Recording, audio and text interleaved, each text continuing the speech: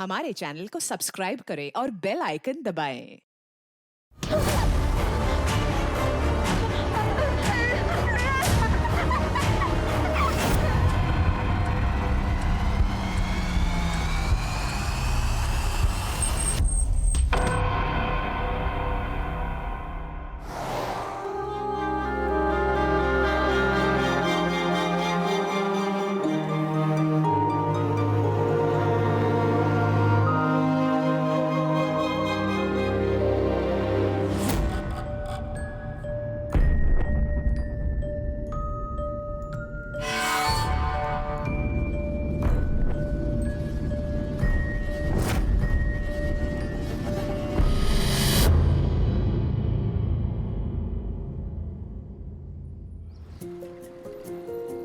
अ, अ, अ। मेरी पढ़ाई अच्छी चल रही है।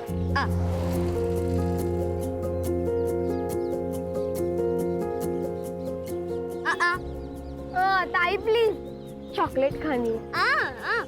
ताई प्लीज ना, चॉकलेट चाहिए मुझे।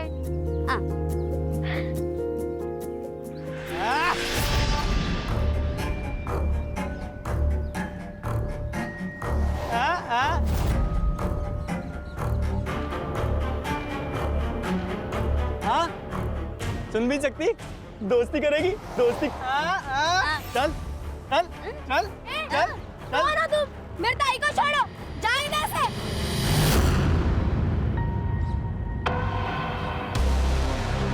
ए, अपनी मम्मी को जाके बोल दे, तेरी ताई शाम को आएगी।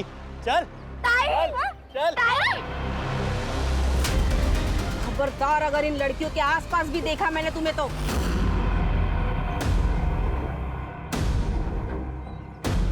तुम सबकी पुलिस में कंप्लेंट कर दूंगी। चलो निकलो यहाँ से। ताई। वो लड़के साइनी का मजाक उड़ा रहे थे। हाँ तो मैं क्या करूं? तुम्हें पता है हमारी जिंदगी ना बहुत अच्छी हो सकती थी अगर ये मनहूस हमारी जिंदगी में ना होती।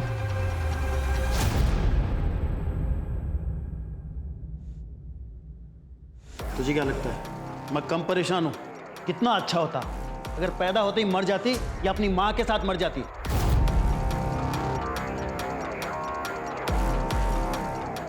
आप लोग साइली के सामने ऐसी बातें कैसे कर सकते हो?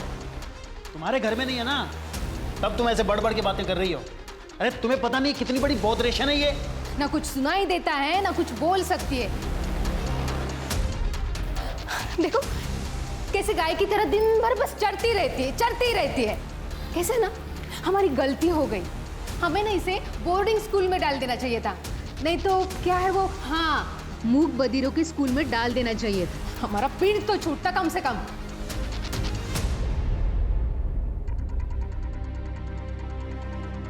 आप लोग ऐसी बातें कैसे कर सकते हो? आप जानते हो वो एक स्पेशल चाइल्ड है। अरे बिना परिवार के परेशान हो जाएगी वो लड़की। उसे प्यार, केयर, एक्स्ट्रा अटेंशन की जरूरत है।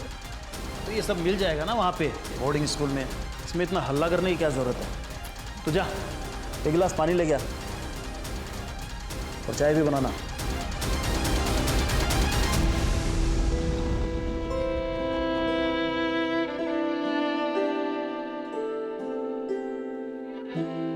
मम्मी, पापा, तुझे दूर भेजना चाहते।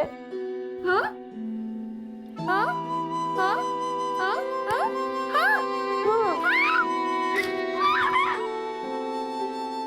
ताई, अब आपको कैसे समझाऊं?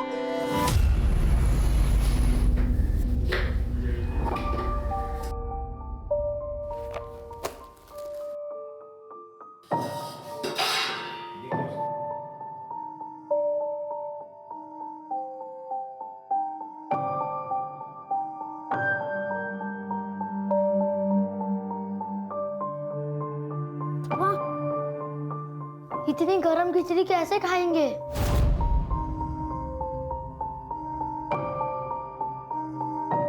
तू टाइम से घर नहीं आ सकती थी क्या? हेलो बच्चा लोग,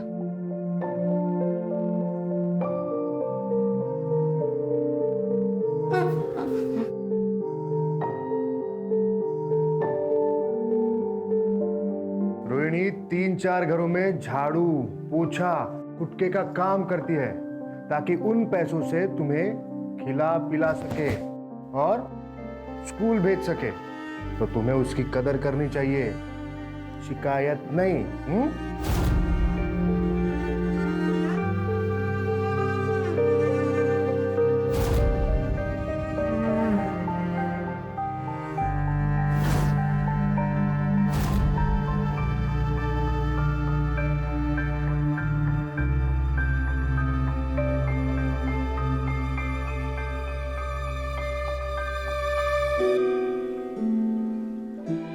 रोहिणी कह रही है कि उसे आने में लेट हुआ इसलिए उसे बुरा लग रहा है, पर पवार साहब की बीवी ने उसे एक्स्ट्रा काम दे दिया था जिसके उसे एक्स्ट्रा पैसे भी मिले और उसी पैसों से वो अपने भाइयों के लिए नए कपड़े भी खरीदेगी।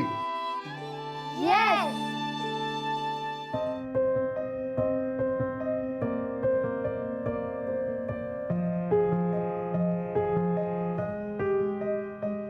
रोहिणी, मैंने एक एनजीओ में बात की है, वो तेरे 2 भाइयों के पढ़ाई को स्पॉन्सर करने के लिए तैयार है। एक बार स्पॉन्सर आ गए तो तेरे पैसों की समस्या खत्म हो जाएगी। ठीक है, मैं निकलता हूं।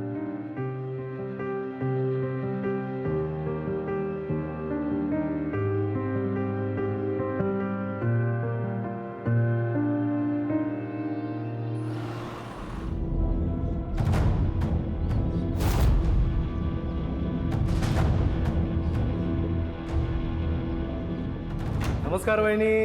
अरे कसे हो? चिमाजी भाऊ या ना. कसे आहात? मी मस्त.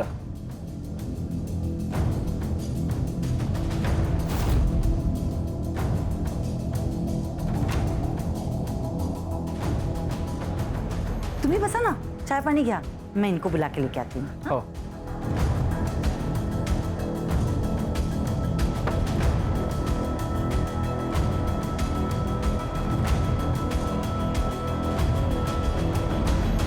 चिमाजी भाऊ कसे आहेत? मी ठीक. बस. देख संतोष, तू मेरा दोस्त है, इसी नाते मैंने तेरे दोस्त की मदद की, पर तब से वो गायब है, मेरा फोन भी नहीं उठा रहा है वो. देख तू उसे बोल दे कि ठीक से बर्ताव करे, वरना हिसाब चुकाना मुझे अच्छे से आता है, समझा? अरे नहीं नहीं, आप ऐसा कुछ नहीं करेंगे. अब मैं उससे बात करके समझाता हूँ. पवार साहब आ गए. नमस्ते. नमस्कार पवार साहेब. नमस्कार नमस्कार. चले.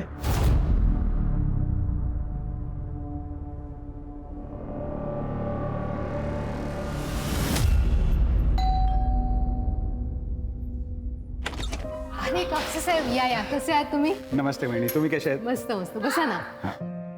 मन्या ए चल.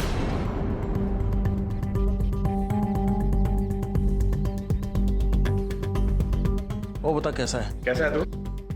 बड़ा सरदर्द है यार, पता नहीं कब पीछा छूटेगा इससे. तेरे प्रॉब्लम का सोल्यूशन है मेरे पास. जरा बाहर आ. आता हूँ.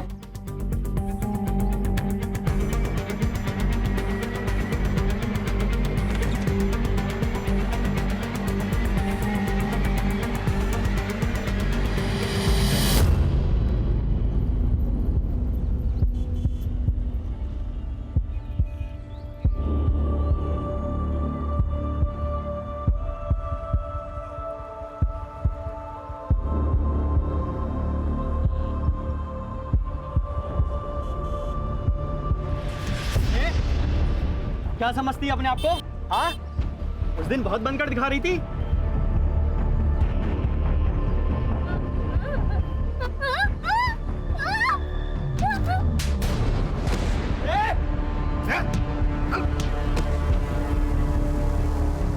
शर्म नहीं आई तुम लोगों को ऐसी घटिया हरकत करते हुए?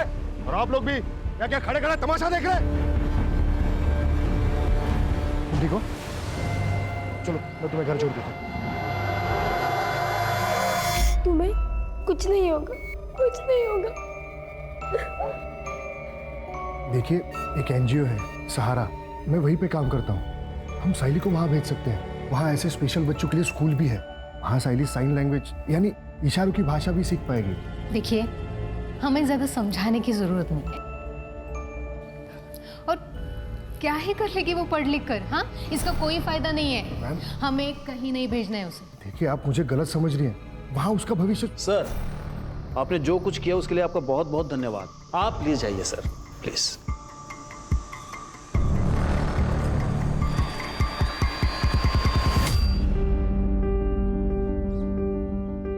ताई, आज हमारे लिए क्या लेकर आओगी? पवार मैडम तीर्थ यात्रा पे गई है। जब वो वापस आएगी तब ताई को काम का एक्स्ट्रा पैसा मिलेगा, तभी ताई हमारे लिए कुछ खरीद पाएगी। वाह, कैंडी! ताई, तू दुनिया की बेस्ट ताई है।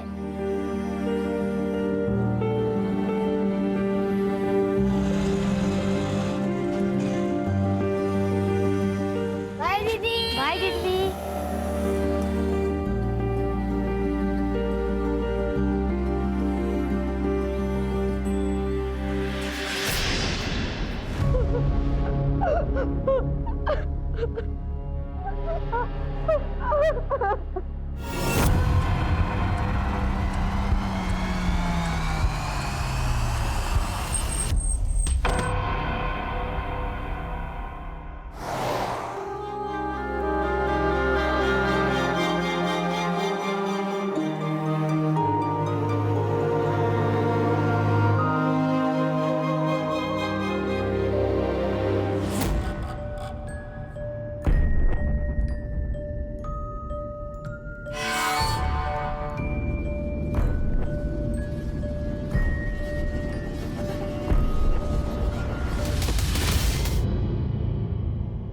रोना मत बेटा। वो एनजीओ वाला लड़का कौन आता है? केदार दादा। उसको फोन लगा, शायद उसको मालूम रहेगा तुम्हारी ताई कहाँ है।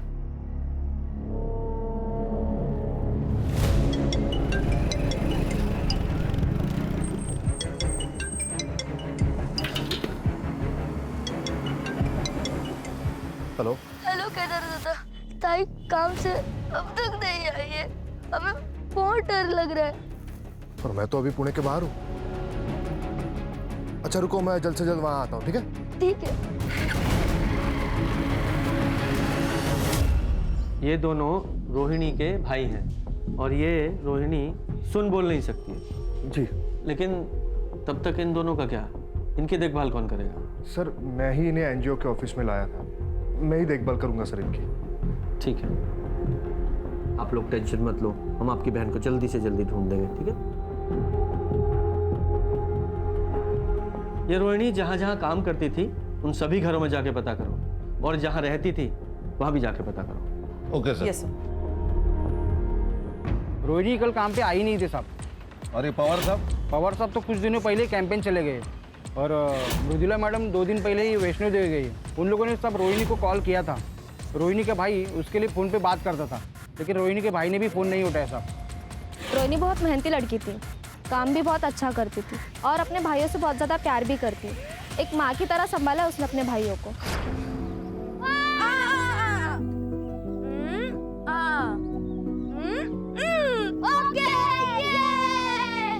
कभी कभी रोहिणी को घर आने में देर हो जाती थी। दोनों लड़कों को बहुत भूख लगती थी, इसीलिए रोहिणी ने एक तरीका निकाला था।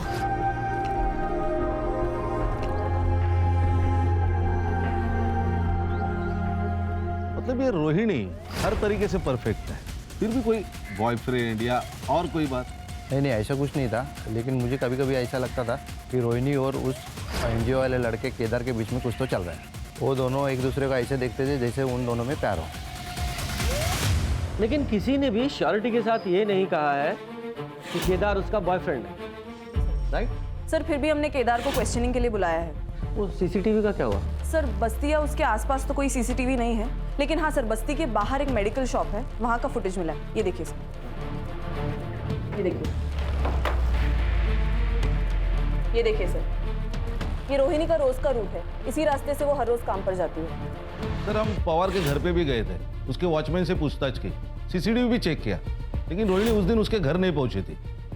इस केस में सबसे बड़ा प्रॉब्लम यह है कि रोहिणी सुन बोल नहीं सकती है, ना ही वो मोबाइल इस्तेमाल करती है जिससे उसकी लोकेशन या उसके बारे में पता चल सके। इनफैक्ट चैट का तो सवाल ही नहीं पैदा होता। इस केस को पुराने तरीके से सॉल्व करना पड़ेगा। पर साइली तुम्हारा अपना खून है। तो क्या हुआ? गंदा खून है। मुझे नहीं चाहिए ये अपने घर में। मुझे लड़का चाहिए, और नंदिनी को भी। प्रॉब्लम तुझ में है, साइली में नहीं। मतलब क्या है तुम्हारा? तुम्हारी पहली बीवी सुधा, जिसने साइली को जन्म दिया, और ये तेरी दूसरी बीवी नंदिनी, इसने भी एक बेटी को जन्म दिया, अदिति को। तो फिर तू सिर्फ साइली के बारे में क्यों बात कर रहा है? क्योंकि बोझ है हमारे ऊपर, गले में फंसी हड्डी है जिसे हम निकल नहीं सकते। इतने खर्चे हैं हमारे। और एक बात बताइए, ऐसी लड़की से शादी कौन करेगा? सही बात है। तुम दोनों को समझ रही हूँ, पर मैं तुम दोनों को वार्निंग दे रही हूँ। अगर साइली के साथ तुम दोनों ने कुछ भी गलत किया ना, तो मैं पुलिस में तुम्हारी कंप्लेंट करूंगी।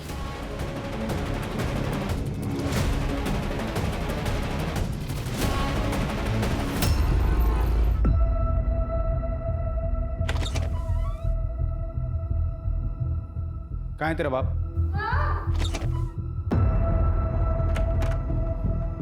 मैं तुझे अभी भी बोल रहा हूँ, तेरी सारी मुसीबतों से छुटकारा पा ले, वरना तेरे को बहुत बड़ी प्रॉब्लम हो जाएगी। देख, जो ठीक लगे वो कर। मुझे इस प्रॉब्लम से छुटकारा चाहिए, बस।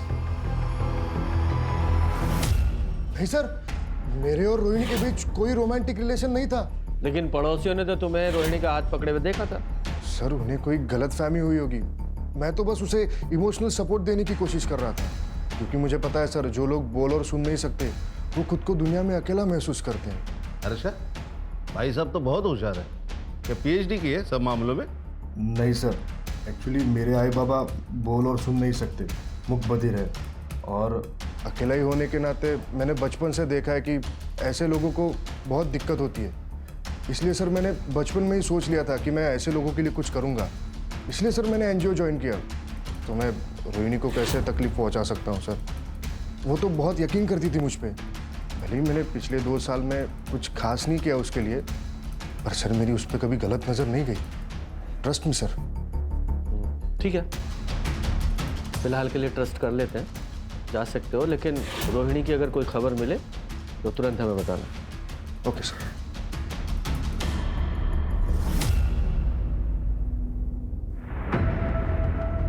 ये रोहिणी जा कहाँ सकती है? अभी तक एक भी क्लू हाथ नहीं लगा है।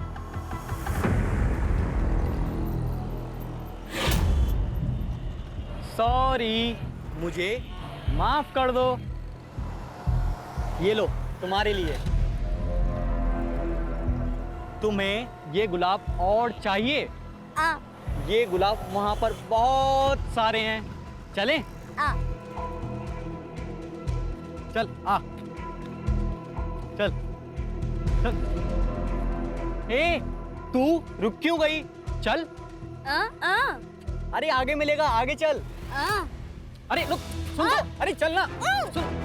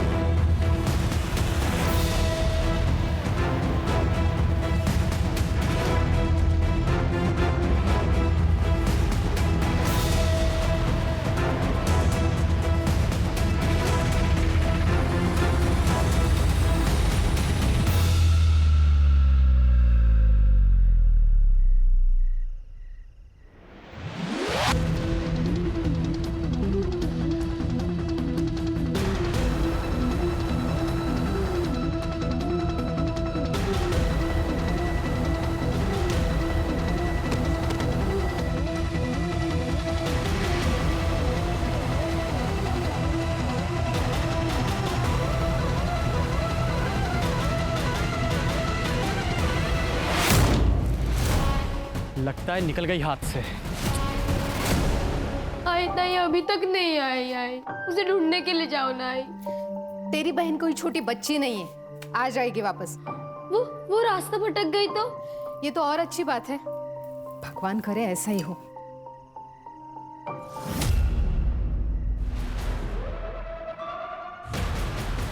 नहीं मिली। एक काम करते हैं, पुलिस के पास चलते हैं। नहीं नहीं नहीं, ये तो हमारे लिए अच्छा है ना, हम बस चुप रहेंगे। अदिति अगर पूछेगी तो उसे क्या जवाब देगा? आप उसकी चिंता मत कीजिए, मैं अदिति को संभालूंगी।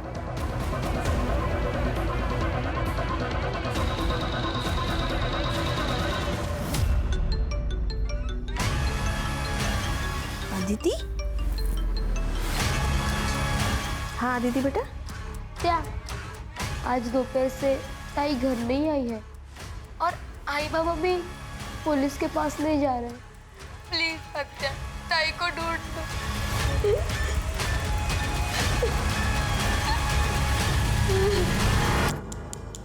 ये साइली 16 साल की है, साइली मूक बधिर है। होय साहब, साहब मुझे शक है कि मेरे भाई और उसकी बीवी ने इसे गायब किया है। वो दोनों इससे नफरत करते थे। साहब जल्द से जल्द इसको ढूंढ निकालिए। हाँ बिल्कुल ज़रूर। अच्छा, साइली की पूरी डिटेल्स ले लो, जाइए आप। जी सर, आइए। सर, कहीं ये केस रोहिणी से कनेक्टेड तो नहीं है? क्योंकि दोनों लड़के अमुक बधिर है और दोनों का एज ग्रुप सेम है। हाँ लेकिन अभी ये अनुमान लगाना ठीक नहीं होगा। पहले चल के साइली के माँ बाप से मिलते हैं। ओके।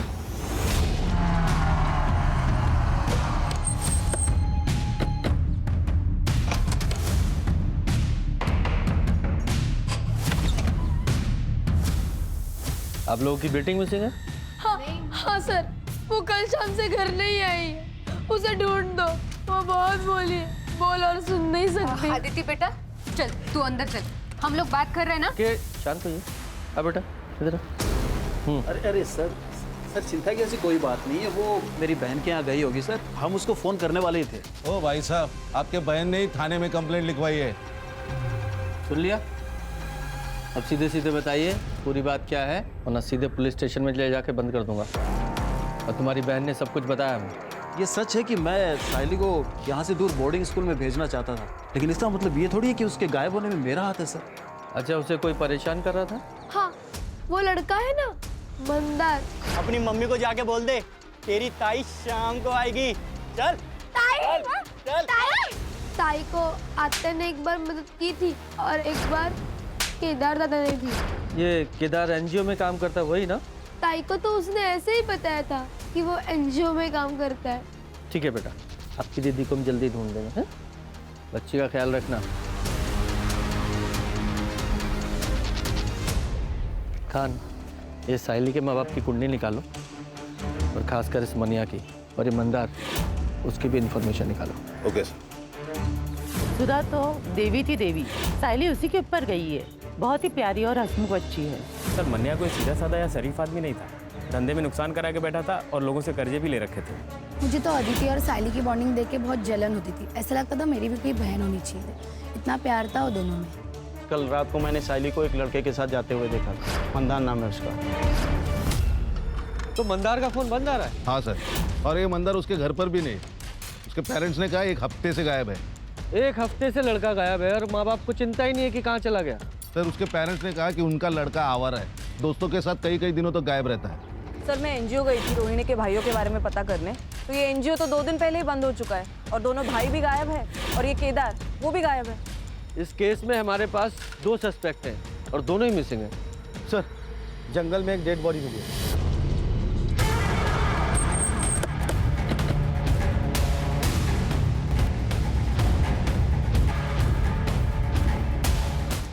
बॉडी को पोस्टमार्टम के लिए भेजो। Yes sir.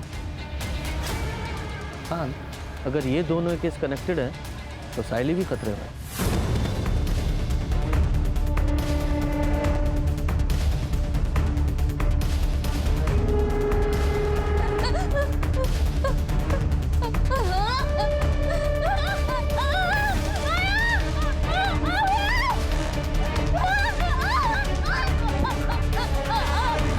सर, मना की सीडीआर के अनुसार वो संतोष नाम के एक कॉन्ट्रैक्टर के साथ टच में था और कोई बिजनेसमैन भी है चिमाजी नाम का।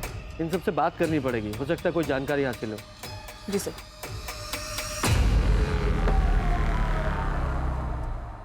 सर, मन्या का अच्छा दोस्त होने के नाते जब मन्या को नुकसान हुआ तो मैंने उसे मदद की थी।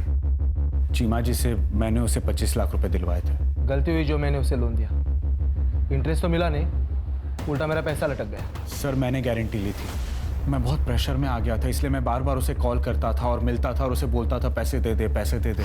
यार मैं चीमा जी को क्या जवाब दूँ? अब मैं अपने एसेट्स बेच के तो तेरी लोन पे नहीं कर सकता ना। संतोष तो मेरे भाई जैसा है, कुछ भी करके उनको समझा दे।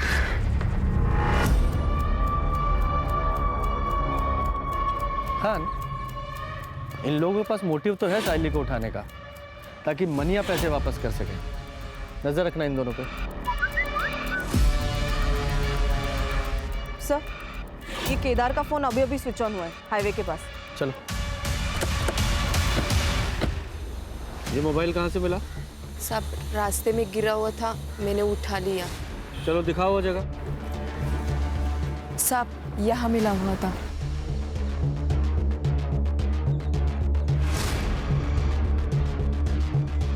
ये बाइक यहाँ से किसकी पड़ी है?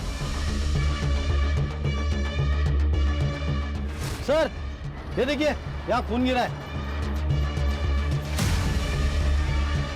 कर रहे? हाँ। इस ब्लड का सैंपल लो और लैब में भेजो। सर। हाँ, तो इस बाइक की डिटेल निकालो। सर आरटीओ से इंफॉर्मेशन मिली है कि बाइक केदार की है। और जिस तरीके से केदार की बाइक हमें रोड के किनारे पड़ी मिली, ऐसा लगता है कि जब वो साइली या रोहिणी जिस किसी के साथ भी भाग रहा था उसका एक्सीडेंट हो गया। हमें रोहिणी की बॉडी भी वहीं मिली जहाँ ये केदार की बाइक मिली थी। और ये भी हो सकता है कि साहिल के गायब होने में भी केदार का हाथ हो। ये मंदार का क्या हुआ? नहीं सर, अभी भी ढूंढ रहे उसे। सर एक और बात, नंदिनी की सीढ़िया से एक बात पता चली है कि नंदिनी संतोष के साथ टच में थी। इनफैक्ट सर कुछ महीनों से उसकी लोकेशन भी संतोष के घर के आसपास थी। नहीं तो मैं क्यों संतोष के घर जाऊंगी? हाँ, बस 1-2 बार गई थी, वो भी मना के काम से। अच्छा, नहीं मुझे तो पता चला कि पिछले 2 महीने में 15 बार तुम वहाँ गई थी। ठीक है, कोई बात नहीं, मैंने ऐसे ही पूछ लेती हूँ। वही मुझे बता दे शायद तुम वहाँ क्यों गई थी। मैडम, वो मेरा और संतोष का अफेयर चल रहा है।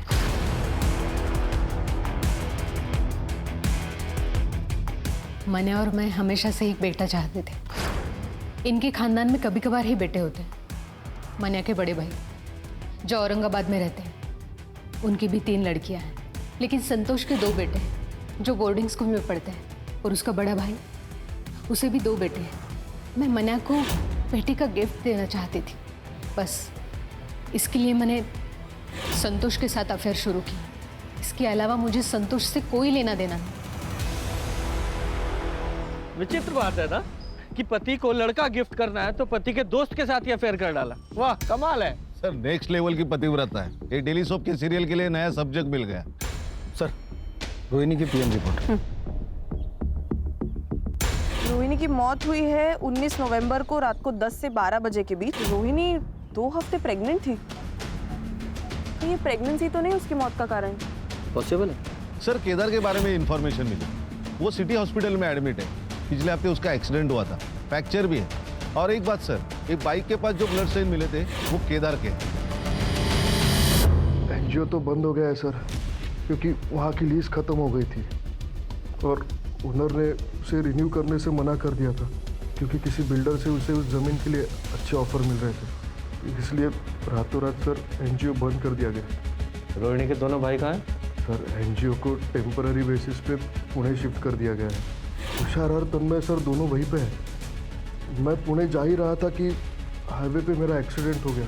भला उन लोगों का जो मुझे हॉस्पिटल लेके आए। तुम्हें पता है रोहिणी का मर्डर हो गया है और वो साहिली वो गायब है। मैं तुषार और तन्मय को कैसे बताऊंगा कि बहन मर गई?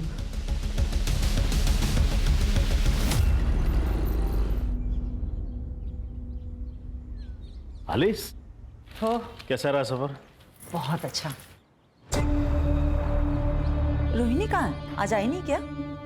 रोहिणी तो तब से काम पे नहीं आ रही है जब से तुम वैष्णो देवी गई हो, और अब तो पुलिस की उसकी लाश भी मिली है। बहुत बुरा हुआ अविनाश, आप किसी भी हाल में उसके कातिल को ढूंढवाओ और उसे सजा दिलाओ। अपने पूरे पावर का इस्तेमाल करो और उस बेचारी को इंसाफ दिलाओ।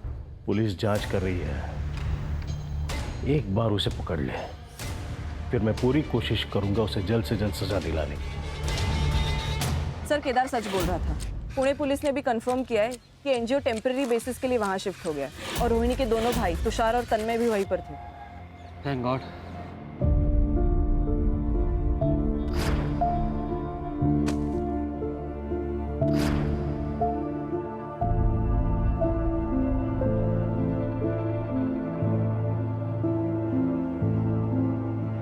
ताई, कहाँ हो तुम ताई?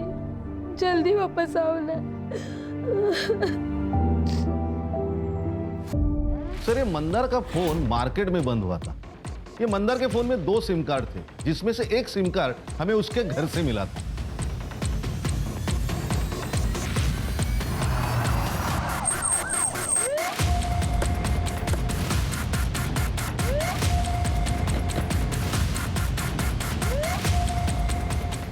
सर यही लोकेशन है। चलो चेक करो। जी सर।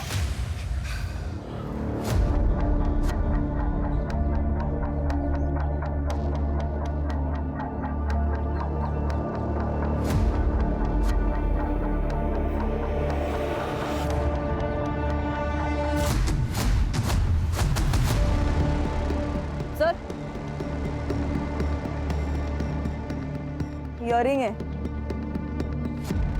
और इस पर ब्लड के ट्रेसेस है सर। कलेक्ट करो और लैब में भिजवाओ। जी सर। खान, ये ईयरिंग्स पे लगे ब्लड को रोहिणी और साइली दोनों के ब्लड से मैच कराओ और लैब में भेजने से पहले इस साइली के पेरेंट्स को भी दिखाना। Okay sir. और चेक करो आसपास कोई सीसीटीवी है क्या, अगर है तो उसकी फुटेज निकलवाओ। Okay sir.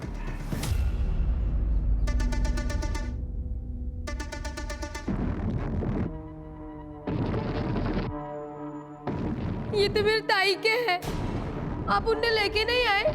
कहाँ है मेरे ताई? बेटा हम साइली को जल्द से जल्द ढूंढ लेंगे। प्रॉमिस? प्रॉमिस। सर वो जो इयरिंग्स पे ब्लड मिला था वो रोहिणी और साइली दोनों के ब्लड से मैच नहीं होता।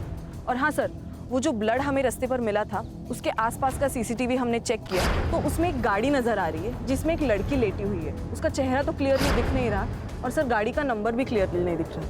उस पूरे एरिया को फिर से चेक करते हैं।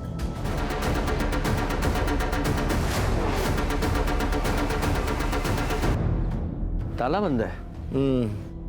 सड़े ताला तोड़ो।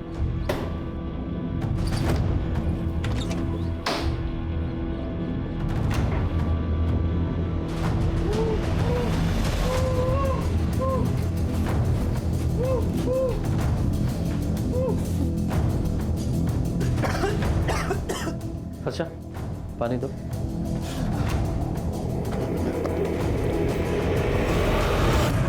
तुझे यहाँ किसने बांध के रखा है? उस रात जब मैं साहिनी के साथ था तो मुझे किडनैप कर लिया गया।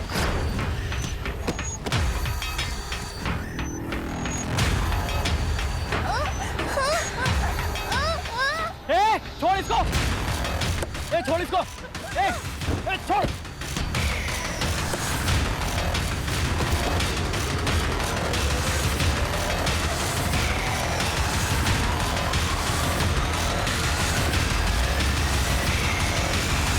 और जब मेरी आँख खुली तो मैं यहाँ था। मुझे नहीं पता कि मैं कितने दिनों से यहाँ पर हूँ। 1 हफ्ता हो गया तुझे। जब तूने साइली पे हमला किया था तब से गायब है तू, और तेरी वजह से वो भी सिंह है। मैं तो बस साहिल का फ़ायदा उठाना चाहता था। उसकी वजह से मुझे आरती और केदार ने थप्पड़ मारा, लेकिन सच में मुझे नहीं पता कि साहिली कहाँ है। तुझे उस कार का नंबर याद है? नहीं, अंधेरे की वजह से मैं ज़्यादा देख नहीं पाया। सर कुछ हाथ नहीं लगा और कोई खबरबात भी नहीं। सर हमने पूरी तरह ट्राई की कि ये जानने के लिए कि वो गैराज किसका है, लेकिन कुछ नहीं सर। और वो एरिया भी पूरी तरह छान लिया, साहिल का भी कुछ पता नहीं। हाँ क्या सर? हाईवे के पास एक लड़की मिली है बेहोश हालत में और उसका डिस्क्रिप्शन भी साहिल से मैच होता है। अच्छा तुरंत वहाँ जा।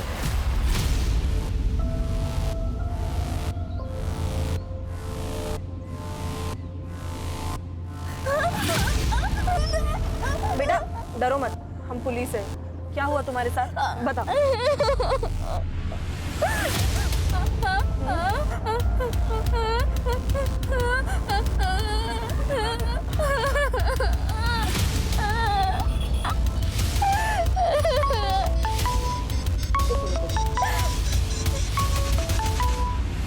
हेलो सर, हम साइली को मेडिकल टेस्ट के लिए लेके जा रहे हैं। और हाँ सर, हमें शायद केदार की मदद लगे।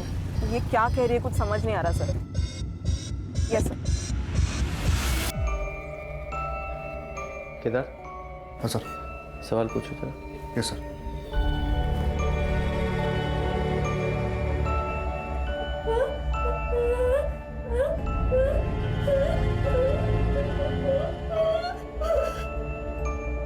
सर मैं कुछ समझ नहीं पा रहा हूँ। ये प्रॉपर साइंस यूज नहीं कर रही है। ये रोहिणी की तरह स्पेशल स्कूल गई नहीं है ना। तो फिर कौन है जो इसकी भाषा समझ सकता है? सर, मुझे पता है कि हमारी मदद कौन कर सकता है।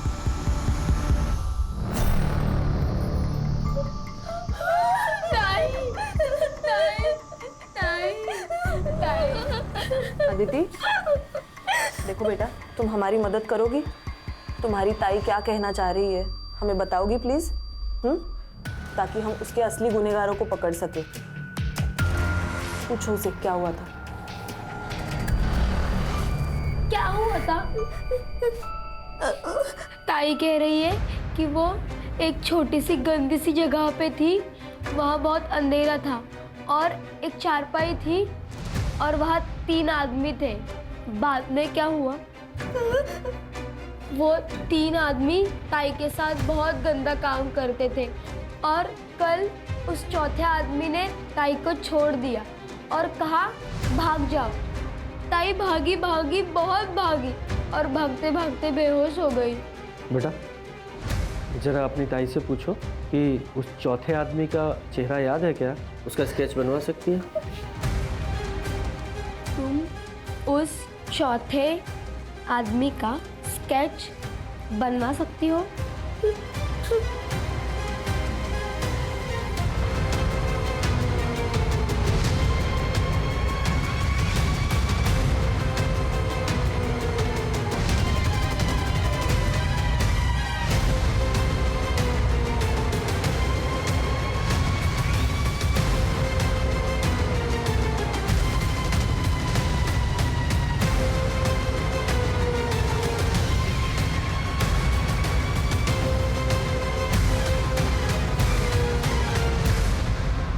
ये स्केचेस,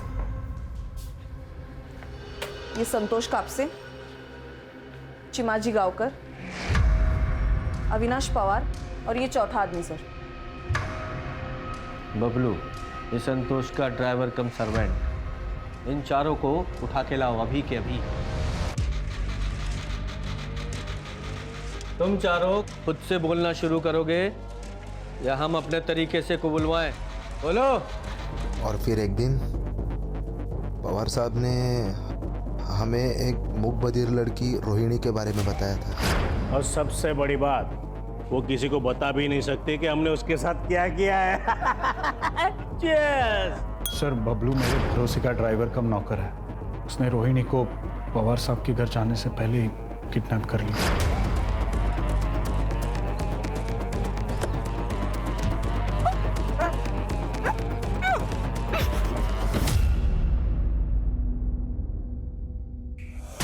वो रोहिणी को मेरे फार्म हाउस पर लेके आया।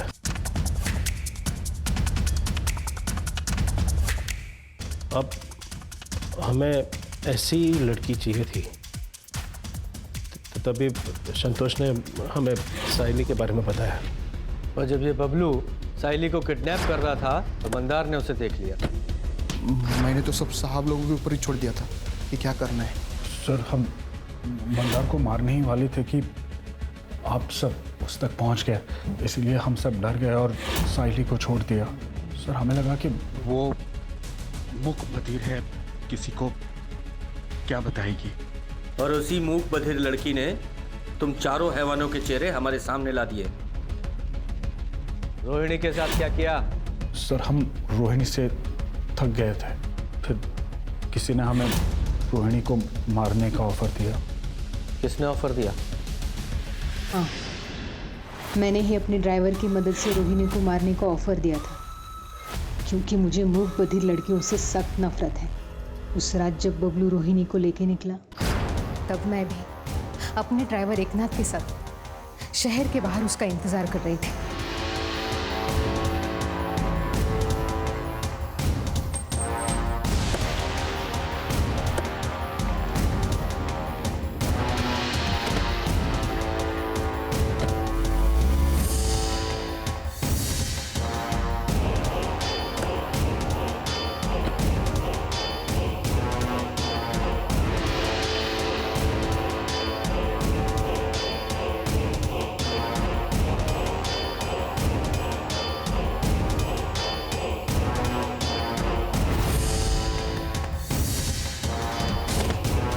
मैं तो चिमा जी को खुश करना चाहती थी, ताकि वो मेरे और मन्या के खिलाफ कोई लीगल एक्शन ना ले, क्योंकि मन्या ने उनका पैसा नहीं लौटाया था, वरना हम घर बार सब कुछ खो देते थे। चिमा जी ने तो हमें और टाइम देने का वादा किया था, अगर हम उन्हें रोहिणी से छुटकारा दिला दे तो तुम्हें पता था कि साइली को बबलू ने किडनैप किया है और वो सब लोग मिलकर उसके साथ क्या करने वाले हैं?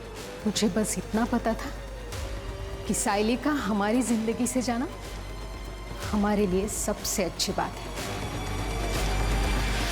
सर, केदार का जो एनजीओ है सहारा, उसे अब एक नई जगह मिल गई है, साइली का घर। मन्या ने खुद अपने मन से उसका घर एनजीओ को दे दिया, वो भी फ्री में। और ये एनजीओ साइली को भी मदद करेगी और इसमें आदित्य हाथ बटाएगी। और ये केदार, ये भी बहुत खुश है सर। हमें अपनी सोसाइटी में केदार जैसे लोगों की जरूरत है, ताकि आगे जाके पुलिस को भी हेल्प हो। सही कहा sir. For more updates, subscribe to our channel, click the show links and enjoy watching the videos.